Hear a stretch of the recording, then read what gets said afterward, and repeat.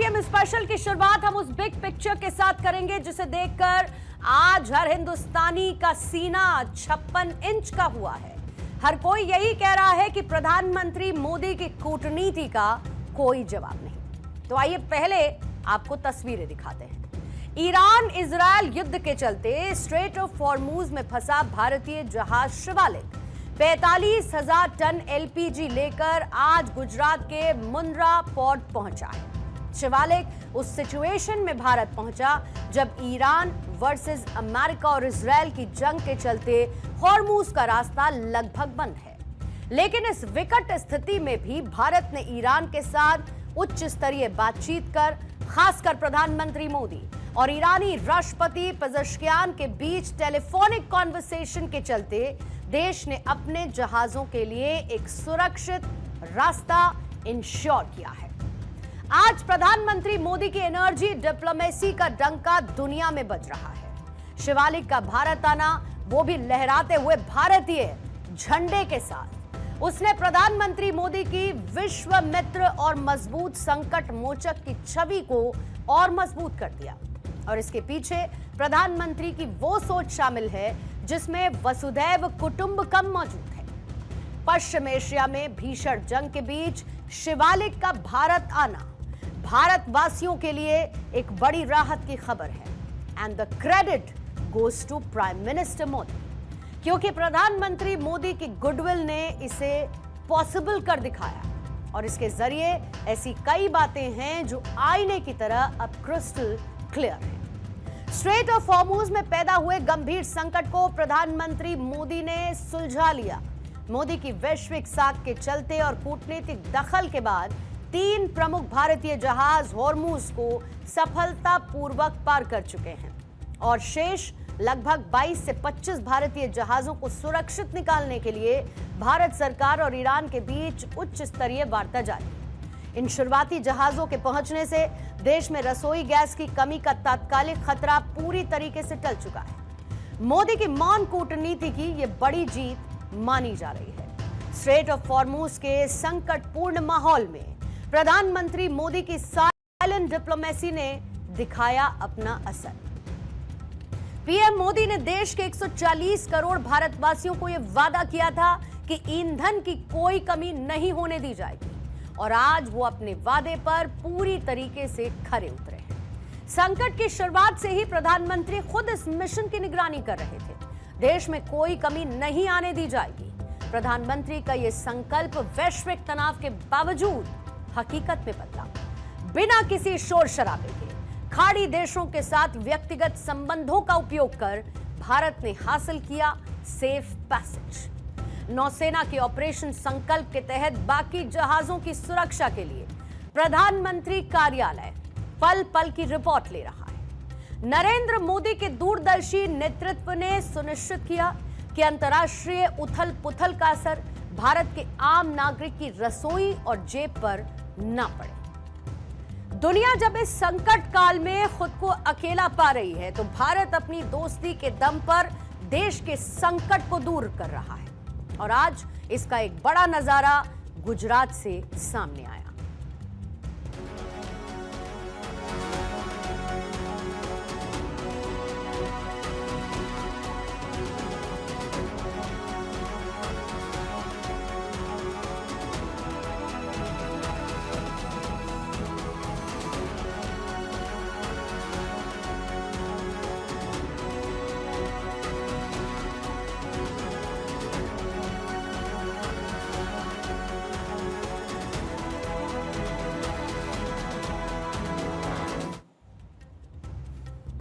शिवालिक का भारत आना केवल एक जहाज का देश में पहुंचना भर नहीं है, बल्कि ये बदलते ग्लोबल इक्वेशन में भारत की स्ट्रैटेजिक ऑटोनॉमी को बताने वाला भी है।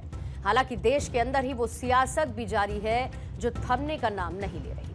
आज बजट सत्र के दूसरे चरण में एलपीजी सिलेंडर के संकट पर विपक्ष ने राज्यसभा में हंगामा किया, कई सवाल भी उठाए। लेकिन अब इस हंगामे के बीच शिवालिक की भारत में एंट्री विपक्ष को एक बड़ा जवाब है। इसके जरिए पीएम मोदी की डबल जीत भी हुई है। पहली, शिवालिक जहाज के आने से जिस पर 45,000 टन एलपीजी मौजूद है, जो लगभग 32.4 लाख घरेलू गैस सिलेंडर के बराबर बताई जा रही है। इससे देश में मौजूद एलपीजी संकट काफी हद तक कवर अप होगा। गैस आपूर्ति बहाल होने से आम नागरिक, खासकर महिलाएं और मिडिल क्लास के बीच सरकार के प्रति विश्वास और बढ़ेगा। और दूसरा, भारत अब हर किसी को यह बता रहा है कि उसकी कूटनीति कितनी ताकतवर है। पावरफुल एनर्जी डिप्लोमेसी के जरिए वो दूसरे देशों पर निर्भर नहीं है। पिछले कुछ दिनों से जिस तरीके की पॉलिटिक्स विपक्ष की तरफ से की गई, उसे सरकार ने पैनिक पॉलिटिक्स का नाम दिया। लगातार सरकार ने दो टूक शब्दों में यह कहा कि एलपीजी की कोई कमी नहीं है, सिर्फ पैनिक बाइंग के चलते ऐसे हालात बन रहे हैं। और अब 45,000 मीट्रिक टन एलपीजी इस पूरी कंडीशन को डाइल्यूट करने के लिए काफी है।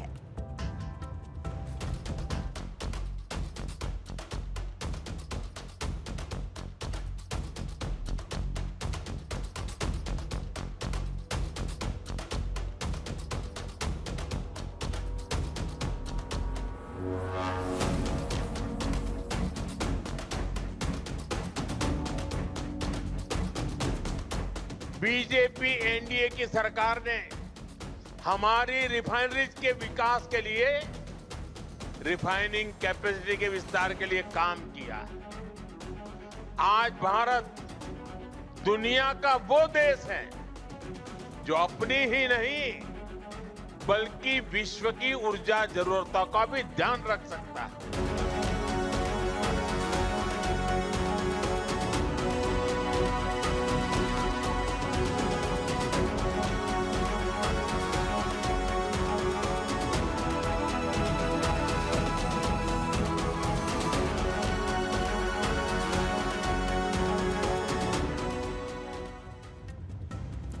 शिवालिक तो सिर्फ एक शुरुआत है, या आप ये कह सकते हैं कि सिर्फ एक ट्रेलर मात्र है, क्योंकि कल भी दो ऐसे जहाज भारत की मैरीटाइम बाउंड्री को टच करेंगे जो देश में जारी क्राइसिस पॉलिटिक्स को पानी पानी करेंगे। शिपिंग मंत्रालय के मुताबिक नंदा देवी नाम का जहाज भी करीब 46,000 टन एलपीजी लेकर भारत आ रहा है और उसके कल पहुंचने की संभावना है। वहीं जग लाडकी जहाज करीब 81,000 टन क्रूड ऑयल लेकर भारत की तरफ आ रहा है और इसका भी कल मुंद्रा पोर्ट पहुंचने की संभावना है। टाइमिंग है मुश्किल वक्त, मोदी सरकार सख्त। जब 28 फरवरी को युद्ध शुरू हुआ और ईरान ने रास्ता बंद कर दिया तो भारत के 24 जहाज वहां पर स्ट्रैंडेड हो गए, जहां पीएमओ के साथ साथ खुद विदेश मंत्री एस जयशंकर इन जहाजों को बाहर निकालने में जुटे रहे। कई बार उन्होंने अरागची से बात की। 12 मार्च को प्रधानमंत्री मोदी ने जहां पर ईरानी राष्ट्रपति मसूद पेजेश्कियान से सीधी फोन पर बात की, तो दूसरी तरफ विदेश मंत्री एस जयशंकर ने भी ईरानी विदेश मंत्री अब्बास अरागची के साथ 72 घंटे में 3 बार लंबी बातचीत की। तो सिर्फ कूटनीति नहीं बल्कि सैन्य ताकत का भी इस्तेमाल किया गया। जैसे कि ईरान ने शिवालिक को रास्ता दिया, भारतीय नौसेना के युद्धपोत ने उसे चारों तरफ से घेरा सुरक्षा देने के लिए, और ये इसीलिए जरूरी थी ताकि रास्ते में कोई नॉन स्टेट एक्टर या ड्रोन अटैक न कर सके। कुल मिलाकर एक सेफ कॉरिडोर तैयार किया गया और नतीजा सबके सामने है।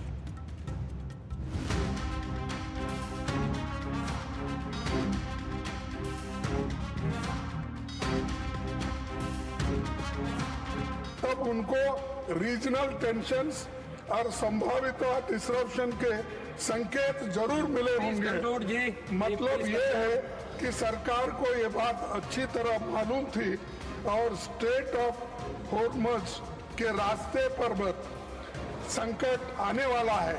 इसीलिए एलपीजी इंपोर्ट्स, एडवांस प्लानिंग और अल्टरनेटिव अरेंजमेंट्स समय से पहले किए गए होते तो आज इतनी बुरी हालत नहीं होती।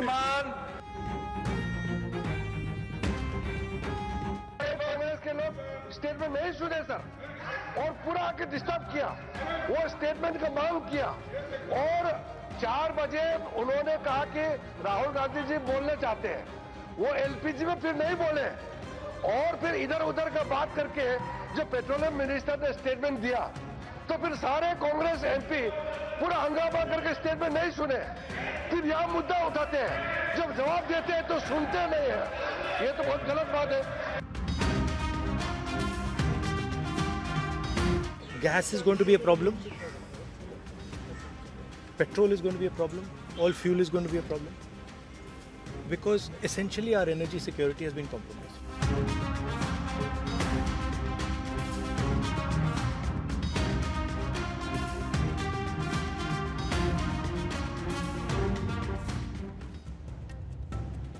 भारत हमेशा से ही शांति का पक्षधर रहा। उसकी न्यूट्रल इमेज पूरी दुनिया में एक्सेप्टेंस हासिल कर चुकी है। एक तरफ भारत जहां पर अमेरिका के साथ साथ क्वाड और ICET पर काम कर रहा है, तो दूसरी तरफ उसने ईरान को यह भरोसा दिया कि देश उसके खिलाफ किसी सैन्य गठबंधन का हिस्सा नहीं बनेगा। शिवालिक जहाज की टाइमलाइन यही बताती है कि कैसे भारत की तटस्थ कूटनीति इस संकट काल में फायदेमंद साबित हुई। आइए टाइमलाइन विद डेट 25 फरवरी 2026, जब शिवालिक कतर के रास लफान बंदरगाह पहुंचा, जहां पर उसने LPG को लोड किया और इसके 2 दिन बाद ही अमेरिका और इजरायल ने ईरान पर हमला बोला, जिसके बाद पश्चिम एशिया में युद्ध की शुरुआत हुई। 1 मार्च से 11 मार्च 2026 के बीच अगले 2 हफ्तों तक भारत में गैस की किल्लत की खबरें आने लगी और इस दौरान भारतीय विदेश मंत्रालय और इसके साथ ही PMO ने पर्दे के पीछे से साइलेंट डिप्लोमेसी की शुरुआत की।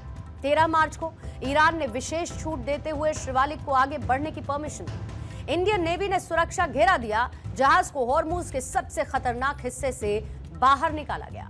14 और 15 मार्च जब जहाज ओमान की खाड़ी में पहुंचा और तेजी से गुजरात के तट की तरफ बढ़ा। ईरान ने भी भारत से फरवरी में जब्त किए गए 3 टैंकर छोड़ने की मांग की है। रॉयटर्स की रिपोर्ट के मुताबिक हॉर्मुज स्ट्रेट से भारतीय जहाजों को सुरक्षित रास्ता देने की बातचीत के दौरान यह मुद्दा उठा। ईरान ने भारत से कुछ दवाइयां और मेडिकल अप्लायंसेस की सप्लाई की भी मांग की। इस मुद्दे पर ईरान के राजदूत ने आज नई दिल्ली में विदेश मंत्रालय के अधिकारियों से मुलाकात कर चर्चा भी की। दरअसल भारत ने फरवरी में एसफाल्ट स्टार, अल जाफजिया और साथ ही स्टेलर रूबी नाम के 3 टैंकर जब्त किए थे। आरोप यह है कि इन जहाजों ने अपनी पहचान को छिपाया और समुद्र में अवैध शिप टू शिप ट्रांसफर में हिस्सा लिया। फिलहाल ये टैंकर मुंबई के पास हैं और देश में चूंकि इस वक्त LPG को लेकर हाहाकार मचा है, तो यहां पर भी प्रधानमंत्री मोदी की विजनरी सोच दिखाई दी। मोदी सरकार ने बंदरगाहों को पहले ही निर्देश दे दिए थे कि शिवालिक के आते ही उसे प्रायोरिटी बर्थिंग दी जाए। डॉक्यूमेंटेशन जहाज के आने से पहले पूरे कर लिए जाए ताकि 1 मिनट भी बर्बाद ना हो।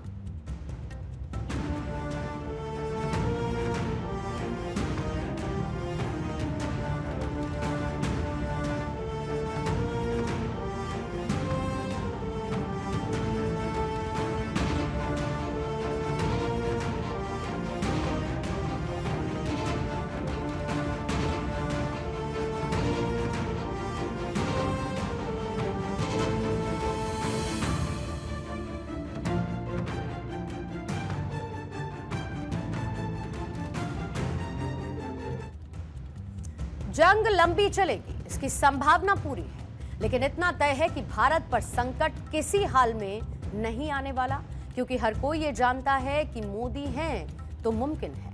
और एक ऐसा ही मिशन इम्पॉसिबल आज पॉसिबल करते हुए भारत ने दिखाया भी।